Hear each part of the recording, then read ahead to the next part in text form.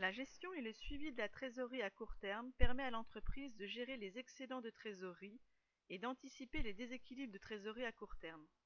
Anticiper un déséquilibre de trésorerie à court terme suppose de trouver le moyen de financer de manière adéquate ce décalage de trésorerie. Un moyen de financer un déséquilibre de trésorerie est le découvert bancaire. Le découvert bancaire donne la possibilité à l'entreprise d'avoir un compte 512 banque créditeur, c'est-à-dire l'occasion d'avoir plus de flux sortants que de flux entrants d'argent. Le découvert est un moyen de financement souple mais qui a un coût. Comment évaluer le coût du découvert bancaire? Il se calcule à partir du relevé bancaire envoyé par l'établissement bancaire.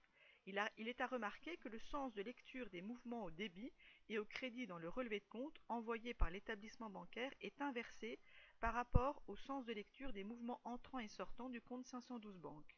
En effet, le relevé bancaire envoyé à l'entreprise par l'établissement bancaire reprend les mêmes opérations que l'entreprise mais à l'inverse, car pour l'établissement bancaire, l'entreprise est un client.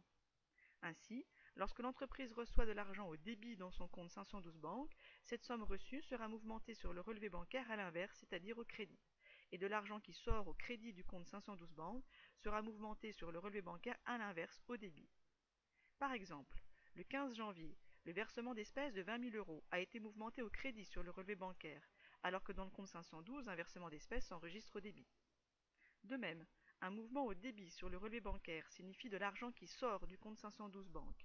Par exemple, le 26 janvier, un retrait de 50 000 euros a été mouvementé sur le relevé bancaire au débit, alors que dans le compte 512 banque, un retrait s'enregistre au crédit.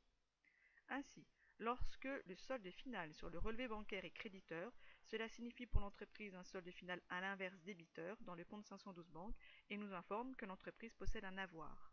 Lorsque le solde final sur le relevé bancaire est débiteur, cela signifie que l'entreprise à l'inverse a un solde final créditeur dans le compte 512 banque et stipule que l'entreprise a un découvert bancaire. Par conséquent, un solde final déclaré débiteur sur le relevé bancaire suppose pour l'entreprise un découvert bancaire. À partir des mouvements débiteurs et créditeurs du relevé bancaire, on calcule par ligne le solde. Ce solde est débiteur lorsque le total débit est supérieur au total crédit, et le solde est créditeur lorsque le total des mouvements créditeurs est supérieur au mouvement débiteur. Par exemple, le 15 janvier, l'entreprise a un solde débiteur de 36 000 euros obtenu en faisant le solde débiteur du 1er janvier, 56 000 euros, moins le mouvement créditeur de 20 000 euros le 15 janvier. Il ne faut pas oublier que les banques raisonnent non pas en date d'opération mais en date de valeur. La date d'opération correspond au jour où l'opération est effectuée, alors que la date de valeur marque l'inscription réelle de l'entrée ou de la sortie des fonds. Et c'est cette date de valeur qui sert au calcul du montant des intérêts à payer sur découvert.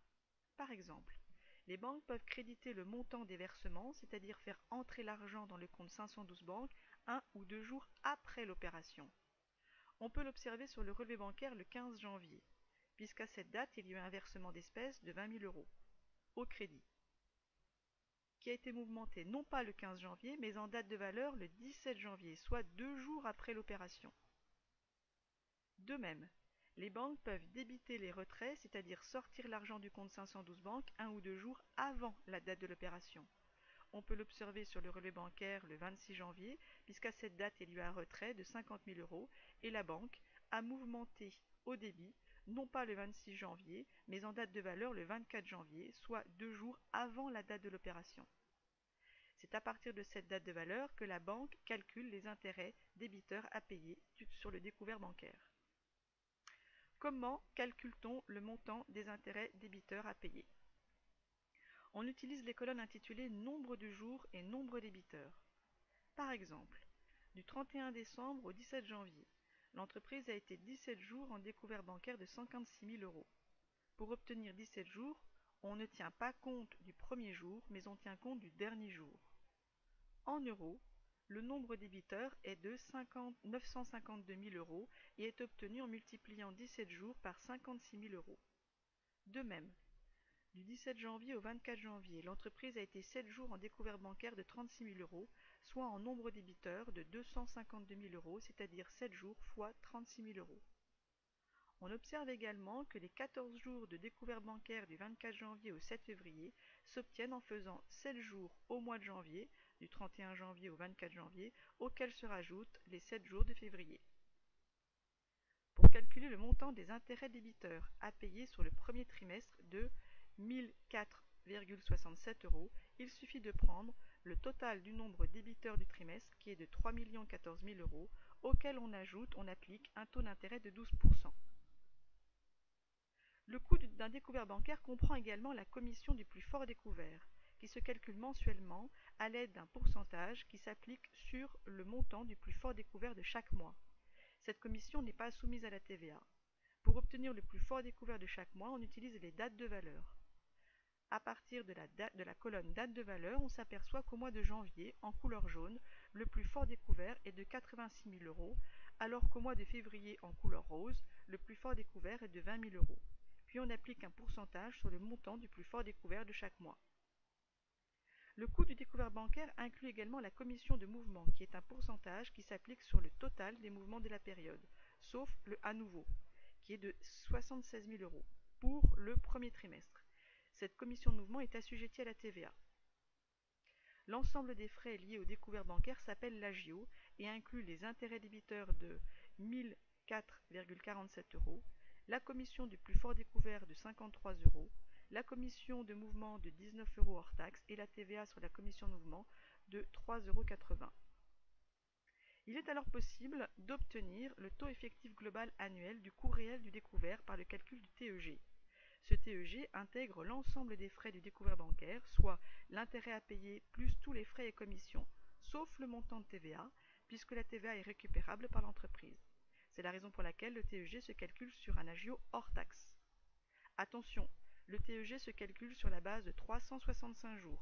Dans notre situation, le TEG est de 13,04% et il s'obtient à l'aide de l'agio hors taxe de 1076,67 € et du nombre débiteurs de 3 014 000 € sur une base de 365 jours.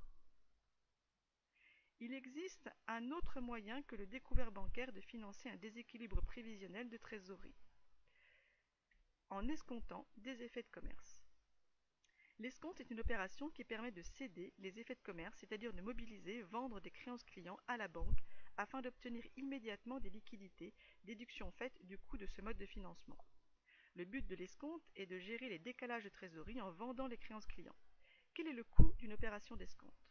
Par exemple, un effet de commerce dont le nominal brut est de 10 000 € a été créé le 3 mai. La date d'échéance de cet effet est le 31 juillet, c'est-à-dire que le client doit régler sa créance le 31 juillet. Or, l'entreprise qui a un besoin de financement va chercher le moyen de recevoir le montant de cette créance avant la date d'échéance prévue le 31 juillet. La possibilité qu'elle a est de remettre à l'escompte l'effet de commerce, c'est-à-dire de le vendre à sa banque.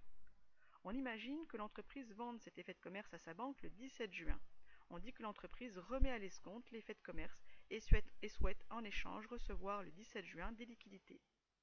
La banque va donc proposer une avance financière équivalente au montant nominal de l'effet, déduction faite de frais correspondant au prêt que la banque octroie à l'entreprise du 17 juin, date de remise à l'escompte, au 31 juillet, la date d'échéance de l'effet.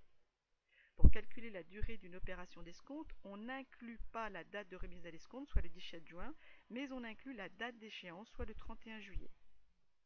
Comme le mois de juin compte 30 jours, on fait 30 moins 17, soit 13 jours en juin, auxquels on ajoute les 31 jours du mois de juillet. Au total, la durée du crédit est de 44 jours. Cependant, certaines banques appliquent, c'est-à-dire rajoutent à la durée du crédit, ce qu'elles appellent les jours de banque. Dans notre exemple, la banque applique 2 jours de banque pour les opérations d'escompte, ce qui signifie que la durée du prêt lié à l'escompte passe de 44 jours à 46 jours. Le coût de l'agio d'une opération d'escompte inclut divers frais. Il y a tout d'abord l'escompte, qui correspond aux intérêts à payer liés au prêt. C'est un pourcentage qui s'applique au montant nominal brut de l'effet pendant la durée du crédit. Ensuite, il y a la commission d'endosse, qui se calcule comme l'escompte mais en appliquant un pourcentage moindre. Se rajoute également une commission fixe hors taxe, auquel on applique la TVA. L'ensemble des frais liés à l'escompte s'appelle l'agio et inclut donc l'escompte pour 102,22 €, la commission d'endosse pour 7,67 € et la commission fixe hors taxe de 2,5 €, ainsi que la TVA sur la commission fixe de 50 centimes, soit un agio TTC de 112,89 €. Il est également possible de calculer le taux effectif global annuel du coût réel de cette opération d'escompte par le calcul du TEG, qui intègre l'ensemble des frais en excluant le montant de TVA, puisque la TVA est récupérable par l'entreprise. Le TEG se calcule sur la base de 365 jours, mais à partir de la valeur nette hors taxe reçue de l'effet. Effectivement, comme l'entreprise ne recevra que le montant de l'effet escompté déduction faite de l'agio hors taxe et non TTC, puisque la TVA est déductible, on prend, pour le calcul du TEG, la valeur nette hors taxe reçue de l'agio escompté, soit le montant nominal brut de l'effet moins l'agio hors taxe.